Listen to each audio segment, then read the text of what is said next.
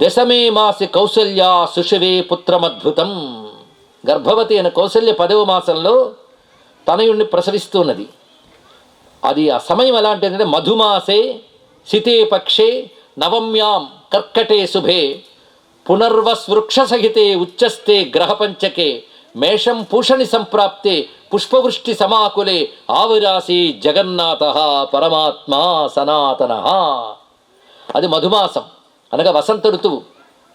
పైగా వసంత ఋతువులో మధు అనేది వేదంలో చైత్రమాసానికి పెట్టారు. మరి మధు మాధవ అంటే చైత్ర వైశాఖాలని అర్థం. కానీ మధుమాసం అనగా చైత్రమాసం శుక్లపక్షం నవమి కర్కటక లగ్నంలో పునర్వసు నక్షత్రం ఉన్న సమయంలో 5 గ్రహాలు ఉచ్చలో ఉండగా సూర్యభగవానుడు మేషరాశి యందుండగా పుష్పవృష్టి కురుస్తూ ఉండగా జగన్నాథుడు ఆవిర్భవించాడు. పరమాత్మ సనాతన. రాముడు ఎవరయ్యా అంటే జగన్నాథ పరమాత్మ సనాతన. ఆయన జగన్నాథుడు, ఈ జగత్తంతరికి ప్రభు అయినవాడు. అంతేకాదు జగదతీతుడు కూడా ఆయనే, విశ్వమంతా ఆయనే, విశ్వ నిర్వహణ ఆయనే, విశ్వానికి అతీతుడు కూడా ఆయనే.